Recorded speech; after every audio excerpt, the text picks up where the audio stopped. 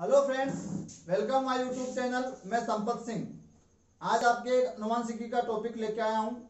तो उसमें हम दो टॉपिकों के बारे में चर्चा करेंगे। एक तो है मेंडलवाद के पुनर्खोजकर्ता और एक मेंडल ने जो वंशागति के नियम दिए थे, जो अनुवांशिकता के जो नियम दिए थे तीन, उनमें से हम फर्स्ट नियम की चर्चा करेंगे जिसे हम प्रभाविता का नियम कहते हैं। पृथक्करण का नियम और स्वतंत्र अपयन का नियम हम नेक्स्ट वीडियो में करेंगे।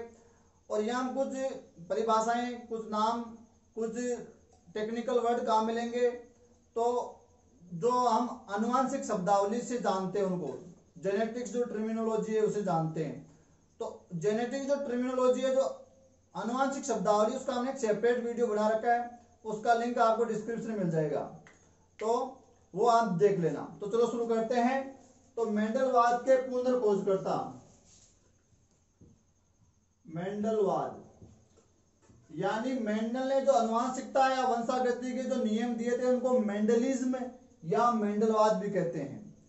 तो मेंडलवाद के पुनः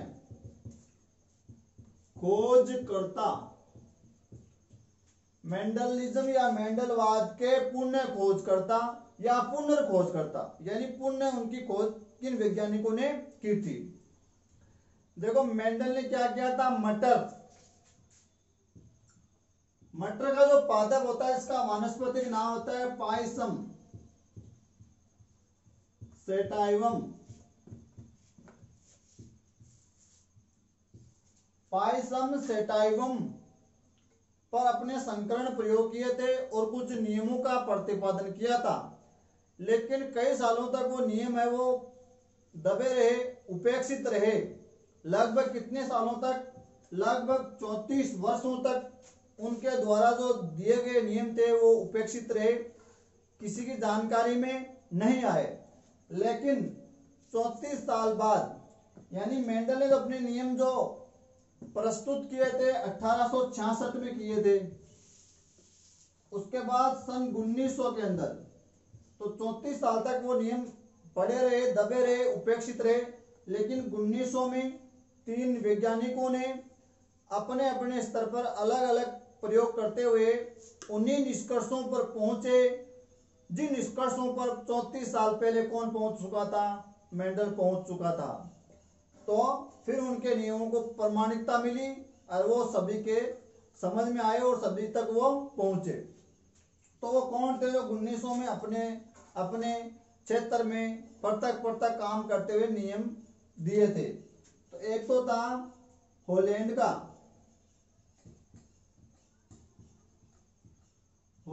था और उसका नाम था हुगो डी ब्रिज। तो हॉलैंड का कौन था, हुगो डी ब्रिज। एक था जर्मनी का, और जर्मनी का कौन था, कार्ल कोरेंस। और एक था जहां का निवासी मेंडल था, ऑस्ट्रिया का, वहीं का था ऑस्ट्रिया, और वो था ऑस्ट्रिया का इरिक वॉन शेरमक।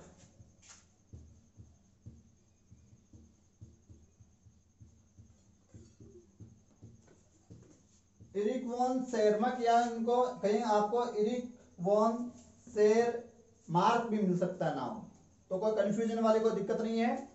तो बात आपके समझ में आ गई होगी कि मेंडल ने मटर के जो पादप है जिसको पायसम सेटाइवम कहते हैं, उस पर पादप संकरण पर प्रयोग किए। और 1866 में जो सोसाइटी थी, ब्रून सोसाइटी ऑफ नेचुरल हिस्ट्री, उसके समक्ष अपने शोध पत्र प्रस्तुत किया था 1866 में। लेकिन उनको ज्यादा कोई प्रमाणिकता नहीं मिली, वो जो ज्ञान था उनका दबा रह गया, उपेक्षित रह गया। लेकिन 1900 के अंदर, यानी 34 साल तक वो उपेक्षित रहे। 1900 के अंदर तीन वैज्ञानिक पृथक कार्य करते हुए उन्हीं नियमों या उन्हीं निष्कर्षों पर पहुंचे जो 34 साल पहले कौन देके चला गया था, मेंडल देके चला गया था। तो इन जो तीनों लोगों को है क्या कहते हैं, मेंडलवाद या मेंडलिज्म के पुनर्खोजकर्ता या पुनः खोजकर्ता कहते हैं।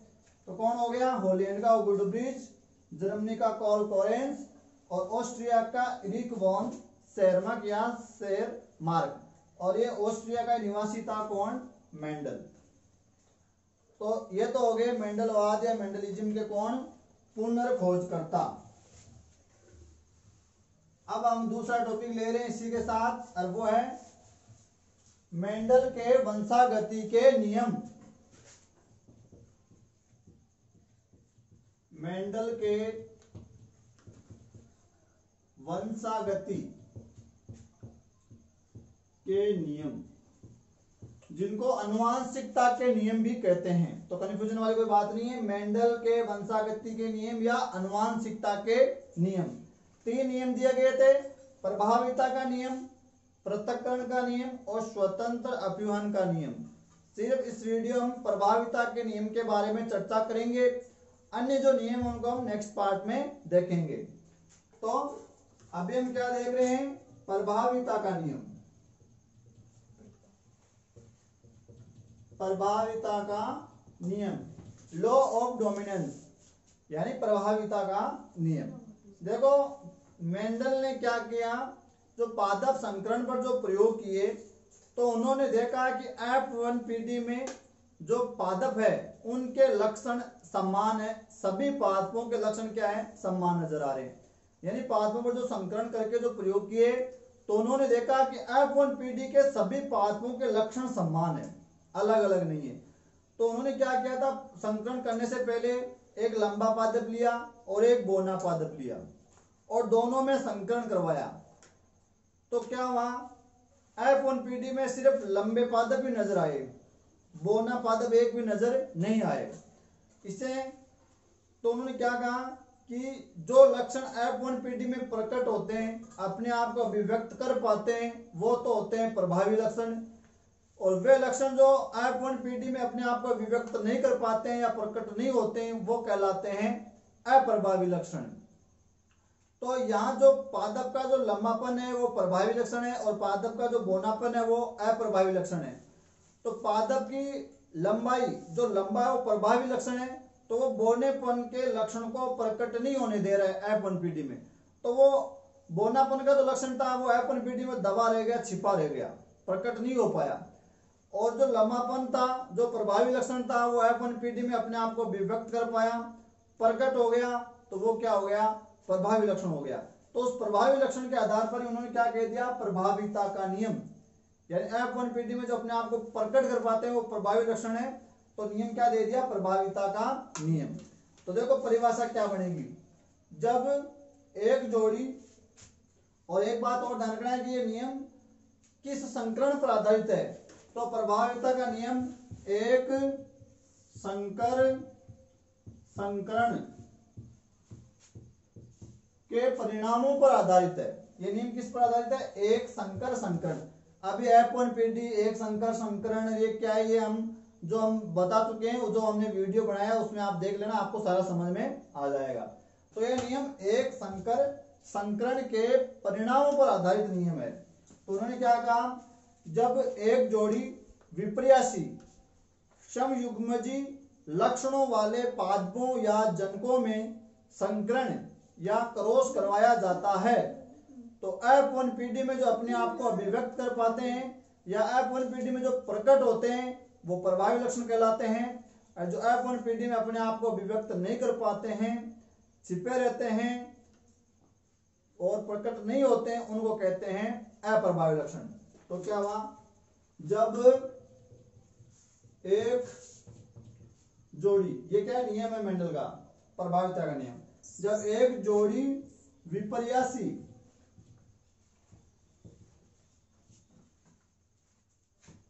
समयुग्मजी, अब ये जो आपकी जो आनुवंशिक शब्दावली उसमें आपको मिल जाएगा, जब एक जोड़ी विपर्यासी समयुग्मजी लक्षणों वाले जनकों की जगह आप क्या लिख सकते हो, पादपों में संकरण यानी क्रॉस हाइब्रिड करवाया जाता है तो F1 PD में सिर्फ प्रभावी लक्षण प्रकट होते हैं तथा अप्रभावी लक्षण प्रकट नहीं होते या छिपे रहते हैं। अब यहां आप लाइन थोड़ी बहुत चेंज कर सकते हो। क्या नियम क्या है? जब एक जोड़ी, हम एक लक्षण को लेकर चलेंगे क्योंकि हम किस पर आधारित हमारा नियम, एक संकर संकरणी। जब एक लक्षण की वंशागति का अध्ययन करते हैं तो उसको एक संकर संकरण कहते हैं। जब एक लक्षण के लिए, एक जोड़ी लक्षणों के लिए हम क्या कर रहे हैं? संकरण प्रयोग कर रहे हैं। तो जब एक जोड़ी विपर्यासी समयुग्मजी, दोनों युग्मक क्या होने चाहिए? समान समयुग्मजी लक्षणों वाले जनकों, यानी जो पेरेंट्स होते हैं जिनको हम पादप ले रहे हैं, यहाँ पादपों में संकरण यानी क्रॉस करवाया जाता है तो F1 PD यानी जो फर्स्ट फीलियल पीडी है उसमें सिर्फ प्रभावी लक्षण प्रकट होते हैं। आप ये भी लिख सकते हो कि F1 PD में जो स्वयं को प्रकट कर पाते हैं, अपने आप को अभिव्यक्त कर पाते हैं, वो लक्षण कौन से होते हैं? प्रभावी लक्षण। और जो स्वयं को अभिव्यक्त नहीं कर पाते हैं वो क्या कहलाते हैं? अप्रभावी लक्षण। तो कोई दिक्कत वाली बात नहीं है, आप ऐसे भी कर सकते हो, चाहो तो ऐसे भी रख सकते हो। F1 PD में सिर्फ प्रभावी लक्षण प्रकट होते हैं, अप्रभावी लक्षण प्रकट नहीं होते हैं यानी छिपे रहते हैं। तो इसका क्या मतलब हुआ कि हम पादप जो ले रहे हैं, एक लंबा ले रहे हैं, एक बोना ले रहे हैं। तो लंबापन तो प्रभावी लक्षण है और बोनापन अप्रभावी लक्षण है। तो लंबापन का जो प्रभावी लक्षण है वो बोनेपन के लक्षण को प्रकट नहीं होने देगा। तो F1 PD में हम देखेंगे सारे के सारे पादप हमको कैसे मिलेंगे? लंबे मिलेंगे, यानी प्रभावी लक्षण वाले ही मिलेंगे। और इसका फायदा भी होता है। तो इस नियम का हमको क्या फायदा मिलने वाला वो भी हम देखेंगे। तो एक बार हम इसको ड्रॉ करके देख लेते हैं।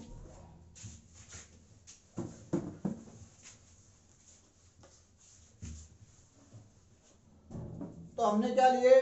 कुछ दो पादप लिए और हमने यहाँ तो लक्षण लिया, वो क्या लिया? एक लक्षण जो लेकर चल रहे हैं वो पादप की लंबाई का लिया। तो पादप की लंबाई के दो जीन हो सकते हैं, या तो लंबापन के लिए या बोनापन के लिए। तो एक तो हमने लिया, हमने क्या किया? विपर्यासी समयुग्मजी। तो एक तो ले लिया प्रभावी लक्षण वाला जनक, और इसके लिए हम जो सिंबल काम लेंगे, जो युग्म विकल्प काम ले लेंगे, वो ले लेंगे प्रभावी है तो T एंड T।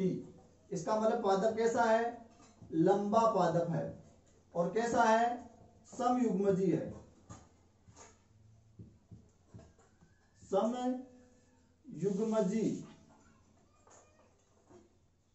लंबा, समयुग्मजी लंबा पादप लिया हमने, जो यहां से पता चल रहा है T एंड T। इसका हम क्रॉस कराएंगे, संकरण कराएंगे किसके साथ? समयुग्मजी बोने के साथ। तो समयुग्मजी बोना तो कैसा लक्षण हो गया? अप्रभावी लक्षण हो गया। तो देखो हम उदाहरण के तौर पर क्या लिखेंगे? जब उदाहरण लिखेंगे तो क्या लिखेंगे कि जब एक जोड़ी समयुग्मजी, और वो भी कैसा? शुद्ध वाला, दोनों देखो शुद्ध है, शुद्ध समयुग्मजी पादप का संकरण जब शुद्ध समयुग्मजी बोने पादप के साथ करवाया जाता है तो F1 PD में सिर्फ यानी पूरे के पूरे 100% पादप कैसे प्राप्त होते हैं? लंबे प्राप्त होते हैं। लेकिन होते कैसे हैं? वो विषम युग्मजी होते हैं। तो देखो ये हमारी होगी कौन सी?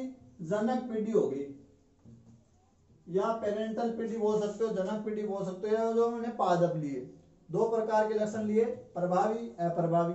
लंबापन प्रभावी है, बोनापन अप्रभावी है। तो ये F1 PD में प्रकट नहीं होगा, छिपा रह जाएगा, दबा रह जाएगा, अपने आप को अभिव्यक्त नहीं कर पाएगा। किसकी वजह से? प्रभावी लक्षण की वजह से। ये इसको प्रकट नहीं होने देगा, और ये प्रकट होगा तो ये हो गया प्रभावी लक्षण, इसीलिए इसको कह दिया प्रभाविता का नियम। अब यहाँ हम युग्मक बनाएंगे तो यहाँ जो युग्मक बना वो टी जो कॉमन निकल के आया, और इधर जो युग्मक बना वो टी, तो इसको हम कह देंगे युग्मक पीडी। अब यहाँ जो संकलन कराया हमने और हमको जो रिजल्ट मिला वो ये मिला capital T and small T. ये हमको कौन सी पीडी मिल गई? F1 पीडी मिल गई। अब यहां क्या लिखेंगे? विषम युग्मजी संकर लंबे कोण पूरे के पूरे 100%। तो यहां देखो हमने एक प्रभावी लक्षण लिया, एक अप्रभावी लक्षण लिया। प्रभावी के अंदर हमने लंबा पादप ले लिया, वो भी समयुग्मजी ले लिया। अप्रभावी के अंदर भी हमने समयुग्मजी बोना पादप ले लिया, दोनों में हाइब्रिड करवाया, संकरण करवाया। प्रभावी लक्षण अप्रभावी लक्षण को प्रकट होने नहीं देता है, जो प्रकट नहीं होता है वो अप्रभावी, जो प्रकट होता है वो प्रभावी। तो यहाँ F1 पीडी में सिर्फ प्रभावी लक्षण ही प्रकट होता है, ये प्रकट नहीं होता है या ये प्रकट होने नहीं देता है, अपने आप को अभिव्यक्त नहीं कर पाता है, छिपा रहता है।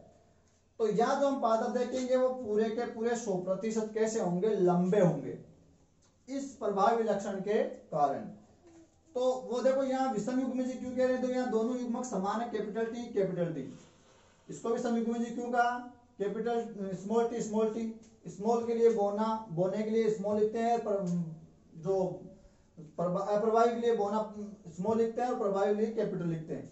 अब देखो यहाँ कैपिटल भी है और स्मॉल भी है, दोनों लक्षण एक साथ है, लेकिन प्रकट सिर्फ प्रभावी लक्षण प्रकट हो रहे हैं, इसलिए हमने क्या लिख दिया? दोनों है तो यहाँ, इसलिए इसको लिख दिया विषम युग्मजी। संकरण से जो चीज मिलती है उसको कहते हैं संकर, और कैसे हैं? लंबे कोण पूरे 100%। तो ये मिल गए हमको F1 पीडी। तो इसके आधार पर उन्होंने कहा कि F1 पीडी में एक ही लक्षण वाले पादप मिले उनको सारे के सारे, कैसे? सभी के सभी लंबे। तो इसका मतलब उन्होंने क्या निष्कर्ष निकाला कि जो लंबापन है वो बोनेपन को प्रकट नहीं होने दे रहा है, उस पर वो प्रभावी है, और ये क्या है? अप्रभावी है। तो ये F1 पीडी में प्रकट नहीं होगा, भले ही आगे जाके प्रकट हो जाएगा F2 पीडी में, F3 पीडी में, लेकिन F1 पीडी में प्रकट नहीं होता है। तो बात आपके समझ में आ गई होगी। जब एक लक्षण के लिए विपर्यासी समयुग्मजी या एक जोड़ी विपर्यासी समयुग्मजी लक्षणों वाले पादपों में जब संकरण करवाया जाता है तो F1 पीडी में सिर्फ प्रभावी लक्षण प्रकट होता है, अप्रभावी लक्षण प्रकट नहीं होता है, छिपा रहता है। उसको कह दिया क्या? प्रभाविता का नियम। और रिजल्ट क्या निकलेगा? यहाँ 100% अशुद्ध लंबे। विषम युग्मजी आएगा तो अशुद्ध हो गया, यहाँ शुद्ध युग्मक लिया है, यहाँ अशुद्ध हो गया क्योंकि इसमें स्मॉल टी भी आ गया। और ये कैसा है? शुद्ध है, समयुग्मजी बोना है। ये शुद्ध समयुग्मजी लंबा है, लेकिन ये अशुद्ध विषम युग्मजी लंबा है। अब इसका फायदा क्या है? इसका हमको बहुत ज्यादा फायदा होता है, जीव जंतुओं में इसका काफी महत्वपूर्ण उपयोग होता है। जैसे मनुष्य के अंदर गंजापन, जो मंद बुद्धि है या मधुमेह है या आपका वर्णांधता, कौन कौन? मधुमेह,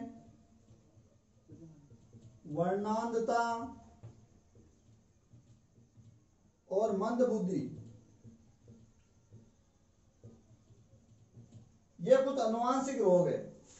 मधुमेह, वर्णांधता या मंद बुद्धि ये कैसे रोग है? अनुवांशिक रोग है। इनके जो जीन होते हैं वो कैसे होते हैं? अप्रभावी होते हैं, इसलिए वो F1 पीडी में यानी आने वाली पीढ़ी में प्रकट नहीं होते हैं। क्यों नहीं होते हैं? क्योंकि प्रभावी लक्षणों को प्रकट होने नहीं देता है, इसलिए जो आदमी है वो सामान्य बना रहता है।